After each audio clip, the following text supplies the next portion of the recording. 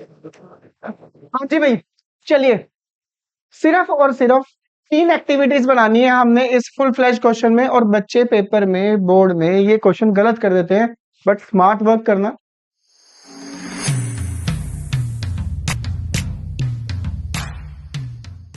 कैसे तुमने इस क्वेश्चन को देखकर बोर्ड में अटेम्प्ट करना है, उसके लिए तुम्हें जितने टॉपिक अभी तक कर चुके हैं हम, वो आने चाहिए पर, ठीक है? नहीं तो जय माता दी। आपके पास इस टाइप का क्वेश्चन आएगा तो सबसे पहले तो आप चेक करोगे एडजस्टमेंट में कोई ऐसी चीज तो नहीं है कि जिसका अकाउंट बनाना पड़े हमें। Company paid interest 36,000 on it's long term borrowing, इसका अकाउंट तो नहीं बनता, बट इंटरेस्ट पेड को दो जगह दिखाया जाता है अगर याद हो तो। ऑपरेटिंग एक्टिविटी में एडजस्टमेंट में ऐड, फाइनेंसिंग एक्टिविटी में इंटरेस्ट पेड के नाम से माइनस करके दिखाते हैं हम, ये दो चीजें। देन इसके बाद depreciation charge on machinery, machinery के बारे में एडिशनल इंफॉर्मेशन गिवन है, तो मशीनरी का आपको पहले वर्किंग नोट में पेपर में अकाउंट बनाना है। मशीनरी का बैलेंस चेक करना, नॉन करंट एसेट साइड में दिया होगा ये रहा। ओपनिंग बैलेंस कितना है? 9 लाख। क्लोजिंग कितना है? 12 लाख। और डेप्रिसिएशन कितना है? 1,20,000। तो आप वर्किंग नोट में सबसे पहले मशीनरी अकाउंट बनाओगे। मशीनरी अकाउंट की जो शुरुआत की जाती है, ओपनिंग बैलेंस लिखा जाता है टू बैलेंस बीडी, जो कि कितना था? 9 लाख। Closing balance. देन इसके बाद आप दिखाओगे डेप्रिसिएशन, जो कि डेप्रिसिएशन था इस क्वेश्चन में 1,20,000। अगर मैं इन दोनों को प्लस करूं तो ये बनता है 13,20,000। इस साइड पे डिफरेंस निकलेगा आपके पास 4,20,000। इस साइड पे डिफरेंस निकलता है तो वर्ड क्या यूज करते हैं हम? टू बैंक ब्रैकेट में परचेज बैलेंसिंग फिगर। अपने मन को और अपने दिल को तुमने समझाना है कि जो तुमने अकाउंट बनाया है इसका यूज पूरे कैश फ्लो स्टेटमेंट में कहाँ कहाँ हो सकता है। इस डेप्रिसिएशन को ऑपरेटिंग एक्टिविटी में ऐड करोगे, इस परचेज ऑफ मशीनरी को इन्वेस्टिंग एक्टिविटी में आउटफ्लो के नाम से दिखाओगे, ठीक है? इस अकाउंट को बना के याद रखना, मतलब याद रखना पड़ेगा तुम्हें। अगर एक भी चीज भूल गए तो आंसर ही मैच नहीं करेगा कि तुम्हारा क्वेश्चन गलत है। यानी माइंड का हमें कंसंट्रेशन चाहिए, और उस कंसंट्रेशन के लिए थोड़ा सा तुम्हें एफर्ट्स करने पड़ेंगे, मतलब डाइट का भी स्पेशल ध्यान रखना पड़ेगा। जो गर्ल्स सुबह की ब्रेकफास्ट नहीं कर पा रहे हैं, जो बॉयज सुबह का ब्रेकफास्ट नहीं करते, उनका बहुत रेयर चांसेस है कि आंसर फर्स्ट टाइम में निकल जाए मुश्किल क्वेश्चन के, ठीक है? तो अपनी डाइट पे स्पेशल ध्यान रखना। हो सके तो 2 महीने के लिए जिसका भी मोमोज चाउमीन वगैरह खाने का मन करे वो ऑर्डर कर दे मेरे घर पे, वो मत खाए। वैसे खाऊंगा मैं भी नहीं। चलिए इसके बाद, हाँ, तो अकाउंट देखने में, ये क्वेश्चन देखने में पहले क्या देखोगे आप? एडिशनल इन्फॉर्मेशन क्या चेक करोगे? उसके बाद बनाओगे अकाउंट, फिर उस अकाउंट को माइंड में भी रखना कि कहाँ कहाँ चीज दिखाएंगे। देन उसके बाद आपका अकाउंट बन चुके होंगे सारे के सारे। देन आपको उसके बाद बताना पूरा प्रॉपर फॉर्मेट, जिसमें ऑपरेटिंग भी आएगा, इन्वेस्टिंग भी आएगा और फाइनेंसिंग भी आएगा। ऑपरेटिंग एक्टिविटी की जो शुरुआत की जाती है वो की जाती है नेट प्रॉफिट से। अब बैलेंस शीट में तुम्हें नेट प्रॉफिट डायरेक्ट तो मिलेगा नहीं, तो बैलेंस शीट में प्रॉफिट आपको मिलेगा शेयर होल्डर फंड के अंदर। इसके अंदर शेयर होल्डर फंड में रिजर्व एंड सरप्लस में आपको वहां मिलेगा प्रॉफिट। करो रिजर्व एंड सरप्लस दे रखा है। 4 लाख था, नहीं, हाँ 4 लाख था, कितना हो गया? 350। ये क्या निकला आपका? लॉस। प्रॉफिट में तुम्हें याद होनी चाहिए 4 चीजों को ऐड करते हैं हम। Transfer to general reserve, provision for taxation, propose dividend and interim dividend. क्या इन चारों में से कुछ है इस क्वेश्चन में? वैसे भी ये सारी चीजें ऑलमोस्ट यही दी होती हैं, तो है नहीं इसमें, मतलब क्वेश्चन भी मैच कर लेना। क्वेश्चन एग्जैक्ट यही है ना ये? कुछ एडिशनल इन्फॉर्मेशन में और चीज तो नहीं गिवन है ना? ठीक है, तो खाली हमारा लॉस लिखेंगे हम, loss for the year minus का 50,000। प्रोविजन फॉर टैक्स चेक कर लो, वो तो नहीं है इसमें, नहीं है। क्वेश्चन नंबर है ये 29 ना। यहाँ पे लिखना net loss for the year, ऊपर जरूर लिख लेना cash flow statement as on 50,000 negative balance है। फिर यहाँ पर लिखना adjustment non operating expense and non cash items. अब ऑपरेटिंग एक्टिविटी में ये एडजस्टमेंट वाली चीजें मिलेंगी तो कहाँ मिलेंगी? सबसे पहले तो कोशिश करना एडिशनल इंफॉर्मेशन में अगर कोई एडजस्टमेंट में ऐड होता है तो वो कर देना। एडिशनल इंफॉर्मेशन में, एडिशनल इंफॉर्मेशन में हमने 2 चीजें निकाली थी, एक डेप्रिसिएशन, दूसरा इंटरेस्ट पेड, वो ऐड करो। डेप्रिसिएशन, डेप्रिसिएशन कितना था? 1 lakh. Interest paid, cash flow statement का शुरुआत कैसे करोगे? सबसे पहले क्या चेक करोगे? एडिशनल इन्फॉर्मेशन, अकाउंट बनाओगे, अकाउंट बनाने के बाद प्रॉफिट ढूंढोगे। प्रॉफिट कहाँ मिलेगा तुम्हें? रिजर्व एंड सरप्लस में। देन उसके बाद एडजस्टमेंट में ऐड करने के लिए एडिशनल इन्फॉर्मेशन में से देखना कि क्या क्या चीजें ऐड होने वाली है। डेप्रिसिएशन और इंटरेस्ट पेड को हमने ऐड कर दिया। देन इस बैलेंस शीट में ना तुम्हें इस बैलेंस शीट में एडजस्टमेंट में ऐड होता है ज्यादातर इनटेंजिबल एसेट। कौन सी एसेट? चेक कर लो एसेट साइड में, नॉन करंट एसेट्स में इनटेंजिबल एसेट है या नहीं। नहीं है। फिर अपने मन में दोहराना क्या क्या चीजें ऐड होती है। Depreciation, interest paid, dividend paid, loss on sale of fixed assets, ये सब रिडम्पशन ऑफ डिबेंचर, वो सब चीजें। बट ऑपरेटिंग एक्टिविटी में इस शेयर होल्डर फंड में से सिर्फ और सिर्फ रिजर्व एंड सरप्लस का यूज है। इसका यूज है, नॉन करंट लायबिलिटी का कोई यूज नहीं है, सिर्फ और सिर्फ इसका इंटरेस्ट आता है। क्या आता है? करंट लायबिलिटी का यूज है जिसमें इंक्रीज और डिक्रीज को देखा जाता है। नॉन करंट एसेट का कोई यूज नहीं है, सिर्फ और सिर्फ इंटेंजिबल एसेट का यूज है। इसका यूज है करंट एसेट इंक्रीज डिक्रीज के काम आएगी। तो फिलहाल दो ही चीजें थी, वो लिख देते हैं हम। लिख भी दिया हमने, इसको सॉल्व कर लेते हैं। 120 प्लस 36 156, 156 में से 50,000 माइनस करो, 1,06,000। इसके लिए वर्ड क्या यूज किया जाता है? Operating profit. ऐड करोगे, माइनस करने वाला कुछ है नहीं इसमें, नॉन ऑपरेटिंग इनकम कुछ भी नहीं है। Add decrease in current asset और इसके साथ ही ऑपोजिट लेस। फोकस करते हैं करंट एसेट्स और करंट लायबिलिटी में। करंट लायबिलिटी में ट्रेड पेबल है जो कि आपके 50 थे और आपके हो गए 60। इंक्रीज इन ट्रेड पेबल यानी 10,000 rupees increase in current liability को आप क्या करोगे? ऐड।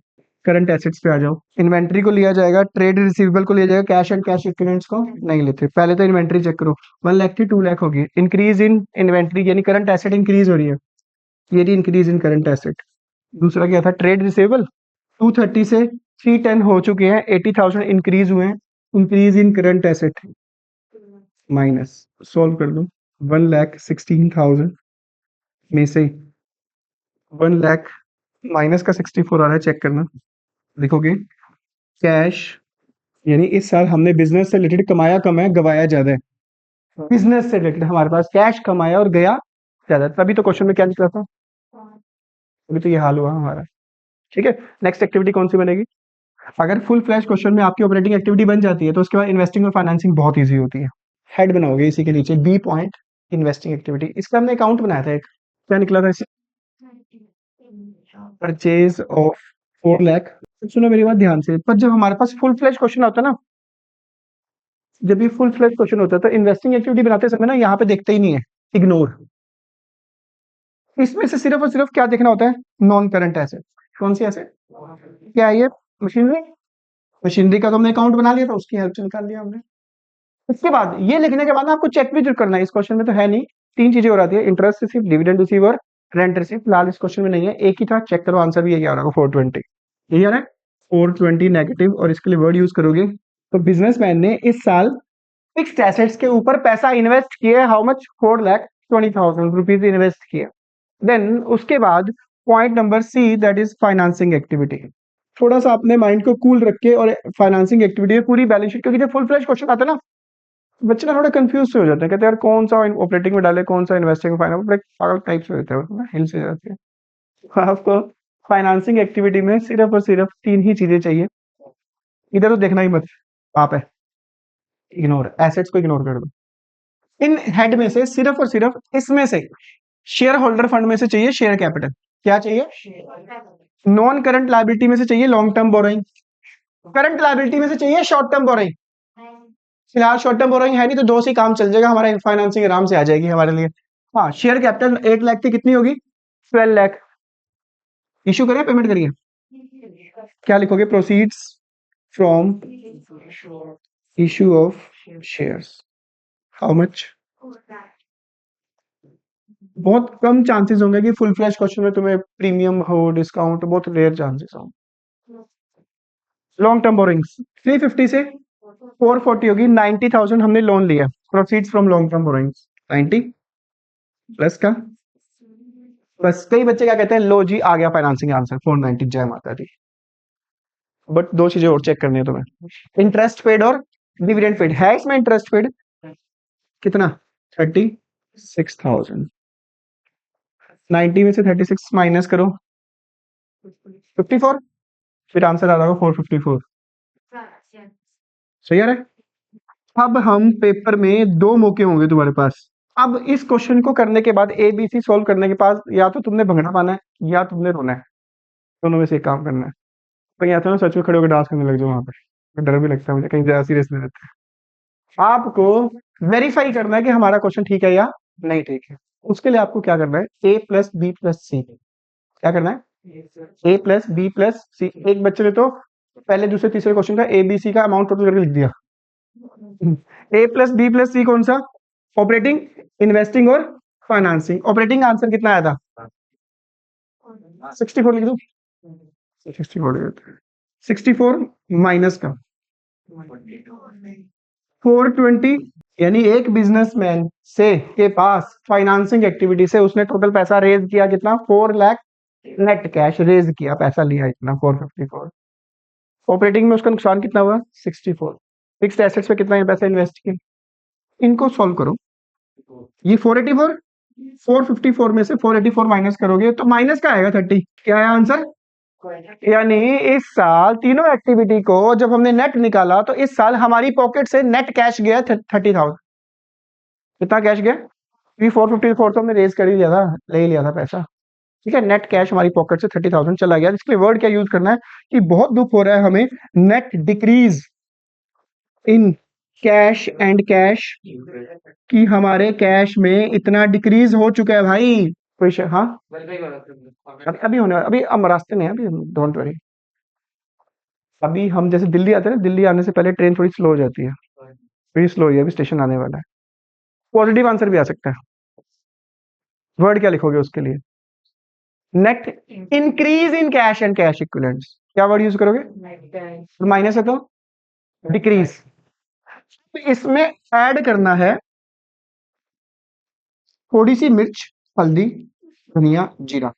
इसको हम बोलते हैं opening balance of cash and cash equivalents. क्या ऐड करना है इसमें, opening balance of cash and cash.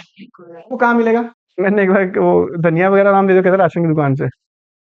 Opening balance of cash and, ये रहा cash and cash equivalents, 3,70,000 add कर दो इसमें। करना है इसमें 30 में 370 ऐड, हाँ ऐड, -30 में 370 ऐड, 3 लाख। इसको बोलते हैं closing balance of cash and cash equivalents. क्या बोलते हैं इसको, फिर चेक कर लो क्लोजिंग के इक्वल आ रहा है कि नहीं आ रहा। ले फिर पै गया पंगड़ा। ठीक है आंसर, कई बच्चे तो आंसर ही नहीं देखते, कहते ए प्लस बी प्लस सी करो बस। कोई शक, तो अब जब फुल फ्लैश क्वेश्चन आएगा थोड़ा सा मुझे थोड़ा बताओ कि याद करो सीक्वेंस क्या होना चाहिए तुम्हारा। सबसे पहले एडिशनल इंफॉर्मेशन में किस किस का अकाउंट बनना है वो देखोगे। सेकंड नंबर पे आपको ढूंढना पड़ेगा नेट प्रॉफिट, और नेट प्रॉफिट बैलेंस शीट में रिजर्व है। फिर आपको वो चार चीजें ढूंढनी है, वो चार चीजें ज्यादातर तुम्हें एडिशनल इंफॉर्मेशन मिलेगी, हद से हद प्रोविजन फॉर टैक्स तुम्हें करंट लायबिलिटी में दिया होगा कहीं ना कहीं। ठीक है, देन उसके बाद operating profit before working capital changes निकालने से पहले एडजस्टमेंट में ऐड करना पड़ता है। एडजस्टमेंट में ऐड करने के लिए सबसे पहले कहाँ देखोगे, एडिशनल इंफॉर्मेशन में, उसमें डेप्रिसिएशन या अकाउंट की हेल्प देख लेना। अकाउंट में कई बार प्रॉफिट निकलता है और लॉस भी निकलता है, लॉस को ऐड करता है, प्रॉफिट को माइनस किया जाता है। ठीक है, ऑपरेटिंग एक्टिविटी में वैसे बताओ मुझे, बैलेंस शीट पूरी की पूरी बैलेंस शीट में यूज किस किस का है, बस पूरी की पूरी बैलेंस शीट में किस किस का हेड का यूज होगा। शेयर होल्डर फंड में से कुछ यूज होगा, रिजर्व एंड सरप्लस यूज होगा, नॉन करंट लायबिलिटी में से कुछ यूज होगा, लॉन्ग टर्म का इंटरेस्ट यूज होगा बस, क्योंकि डिवेंचर दिए होते हैं ना, डिवेंचर से आगे परसेंटेज दिए होते हैं कई बार। करंट लायबिलिटी में से किस चीज को छोड़ना है, शॉर्ट टर्म बोरिंग को छोड़ना, बाकी सब यूज होगा। एसेट साइड में नॉन करंट एसेट्स में सिर्फ और सिर्फ एक ही चीज का यूज होगा, दैट इज इंटेंजिबल एसेट्स। और करंट एसेट्स में सारी चीजों का यूज होगा, किसको छोड़कर, कैश एंड कैश इक्विवेलेंट्स को छोड़कर। ठीक है, बैंक ओवरड्राफ्ट तो करंट लायबिलिटी का पार्ट हो गया। क्लियर, लास्ट में कैसे वेरीफाई करना होता है, छोटा सा नन्ना सा प्यारा सा मासूम सा कुछ, घबराने का नहीं, कारण इसमें एडिशनल इंफॉर्मेशन है ही नहीं। मैं आपसे डिस्कस करता हूं कि कौन कौन सी चीज कहाँ यूज करनी है, और तुम कोशिश करना कि पहली बार में तुम्हारा आंसर आ जाए, क्योंकि मैं डिस्कस कर रहा हूँ तुमसे सारा का सारा। इसको कहाँ दिखाया जाता है? Share capital is a part of financing activity. Most important चीज, अगर आप रिजर्व एंड सरप्लस को देखोगे और इसके आगे लिखा है नोट नंबर, इससे नाराज हो जाओ या भाई तेरे से हम नाराज हो गए, हम इसको नहीं देखेंगे, हम इसको देखेंगे। वन कहाँ पे है? इसको देखना है, सिर्फ इसको भूल जाओ। ये क्या है? 20 था, 67 हो गया। प्रॉफिट लोगे 47। कितना प्रॉफिट लोगे? चार चीजें ऐड करनी है इसमें। Transfer to provision for tax का मैंने इंपॉर्टेंट एक पेज बनवाया था, गोल्डन नोट्स। इसमें प्रोविजन फॉर टैक्स के बारे में बताया गया था। अगर सिंगल गिवन है तो वही ऐड वही माइनस, अगर दो गिवन है तो करंट ईयर का ऐड, प्रीवियस ईयर का माइनस, तो करंट ईयर का ये वाला उस प्रॉफिट में ऐड करोगे। अब चेक करना इंटरिम डिविडेंड और प्रपोज डिविडेंड वो है नहीं है। जय माता दी, बस यही चीजें लिखनी है। फिर इसको लिखोगे नेट प्रॉफिट बिफोर टैक्स। ठीक है जी। अब आती है एडजस्टमेंट की बारी। किसकी बारी? डेप्रिसिएशन है नहीं पूरे क्वेश्चन में। बड़ी प्यारा पॉइंट है, बहुत ही राज दुलारा पॉइंट है। एक लॉन्ग टर्म बोरोइंग्स गिवन है, नोट नंबर 2। जब नोट नंबर 2 गिवन है तो इसको हमने नहीं देखना, हमने किसको देखना है? वैसे लॉन्ग टर्म बोरोइंग्स जाता है फाइनेंसिंग एक्टिविटी में। कौन सी एक्टिविटी में? कल बताया था हमने, कल डिस्कस किया था, कल परसों में ना हमने फाइनेंसिंग एक्टिविटी करी है। इस मैंने कहा था जिस भी क्वेश्चन में ये गिवन हो, इंटरेस्ट के मैंने गोल्डन रूल लिखवाए थे सारे के सारे, बहुत इंपॉर्टेंट पॉइंट बताया था कि पूरे चैप्टर का काफी इंपॉर्टेंट पॉइंट है। डिबेंचर्स कब इशू किए? 21 में इशू किया तो 22 पे इंटरेस्ट देना, 22 में इशू किया तो 21 पे। अगर बीच की डेट गिवन हो, हाँ रिडीम करें, सॉरी, हाँ डिबेंचर्स की पेमेंट करी 30,000 थी, जीरो होगी, पेमेंट करी है। अगर 21 है तो 22 पे, 22 है तो 20, चेक करना 22 पे देंगे, 22 में कितना है? देंगे नहीं, बच गए, इंटरेस्ट हमारा नहीं जाएगा। ये भी हो गया। शॉर्ट टर्म बोरिंग में से कुछ आता है? नहीं आता। ये इंक्रीज डिक्रीज चेक कर लेना, जहां जहां पे नोट नंबर गिवन है ना, तो आपने इनको देखना ही नहीं है, आपने सिर्फ नोट नंबर को ही चेक करना। किसको चेक करना? ये नोट नंबर 3 है। 3 में क्या है? बैंक ओवरड्राफ्ट फाइनेंसिंग एक्टिविटी का पार्ट है। किसका पार्ट है? Short term provision, note number 4। Current year का ऐड, प्रीवियस ईयर का ऑपरेटिंग एक्टिविटी में minus. Non current assets, property plant, note number ignore. इसको देखो, लैंड एंड बिल्डिंग 2 लाख की थी, sale of land and building. Plant and machinery 150 की थी, purchase of plant and machinery. Increase है तो परचेज, डिक्रीज है तो सेल। ये भी हो गया हमारा। हाँ ये बताओ, इंटेंजिबल एसेट्स 60 थी, 18,000 डिक्रीज होगी। इंटेंजिबल एसेट्स रिटर्न ऑफ, क्या बोलते हैं इसको? Intangible assets return of. कहां पे? ऑपरेटिंग एक्टिविटी में एडजस्टमेंट में ऐड। नॉन करंट इन्वेस्टमेंट किसमें जाएगी? ऐसे मत करो यार, ये नॉन करंट एसेट सिर्फ और सिर्फ इन्वेस्टिंग का तो पार्ट है। इस नॉन करंट एसेट में सिर्फ इंटेंजिबल एसेट्स को ऑपरेटिंग में डालते हैं, वो भी तब जब डिक्रीज हो, इंक्रीज हो तो वो भी इन्वेस्टिंग में ही जाती है। तो 62 थी, 50 होगी, sale of non current investment. इसमें 30 है, 30 कर देते हैं, ठीक है। Current assets, inventory increase decrease check करना, trade receivable increase decrease check करना, कैश एंड कैश इक्विवेलेंट्स भंगड़ा पाने का काम आएगा, ओपनिंग ऐड करना, क्लोजिंग के इक्वल आएगा। प्लीज करके देखिए, अगर आपका पहली बार में आंसर आता तो बल्ले बल्ले।